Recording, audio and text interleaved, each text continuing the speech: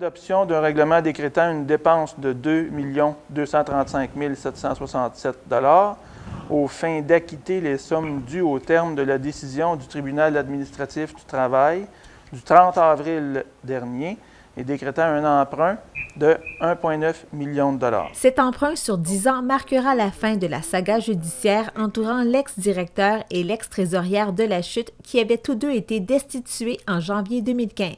Je vais voter contre.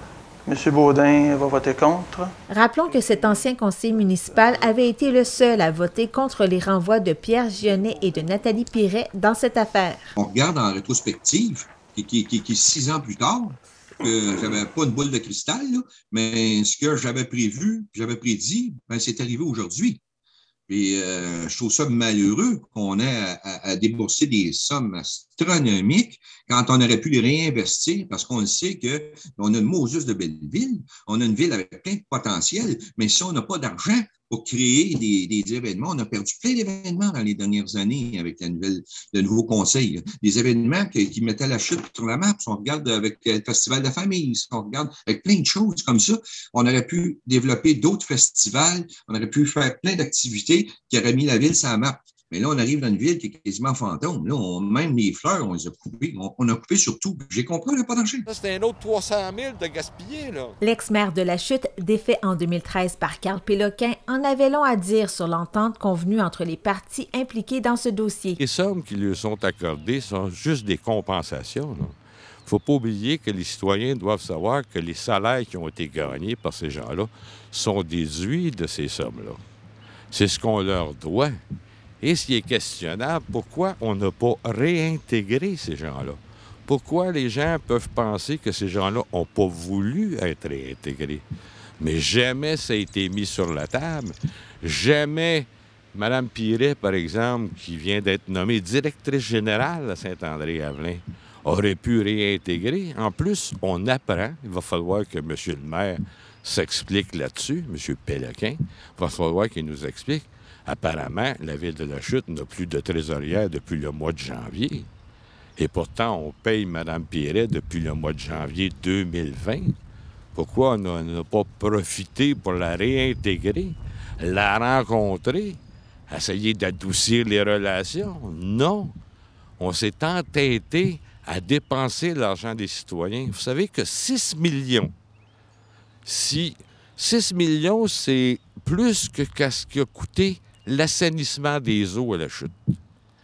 Pour l'argent des citoyens, on a dépensé 30 millions, puis on n'a pas été chercher 6 millions dans les poches des citoyens. Avec 6 millions, si on avait été chercher des programmes, des subventions, vous savez, les avocats, là, ça ne bouge pas un trou dans l'asphalte, ça, là. Ça fait des trous. Lorsque vous parlez des 6 millions, ça, c'est ventilé comment, là? Parce que moi, je parle, bon, il y a 2,2 millions de dollars qui a été attribué pour M. Gionnet, Mme Piret.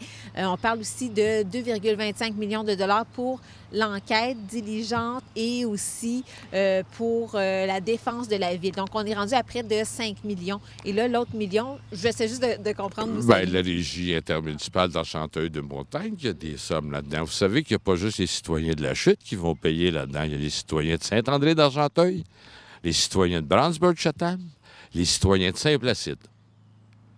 Est-ce qu'ils sont au courant qu'ils ont une facture?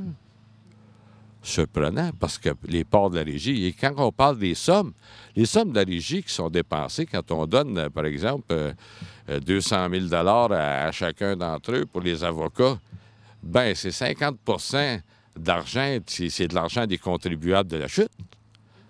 En plus que la Chute, de la part de la Chute. Alors, la Chute, ça a coûté une fortune, là. Programme de subvention, tout ça, il aurait pu dépenser 18 millions avec le même 6 millions. Daniel Maillet n'écarte pas un retour en politique aux prochaines élections municipales en novembre prochain. C'est sûr que s'il n'y a pas de candidat sérieux, moi, je ne laisserai pas aller M. Péloquin toute seule, c'est sûr. Mais je sais qu'il y a des rumeurs, qu'il y a des gens qui se préparent. Peut-être qu'un poste de conseiller m'intéresserait. Mais comme maire, pour l'instant, là, je ne vous dis pas là, que c'est une décision finale, là, mais je me le fais demander à tous les jours. Je reviendrai avec n'importe quand si jamais il reviendrait, mais ça me surprendrait parce que lui aussi, il veut passer à autre chose, d'après moi.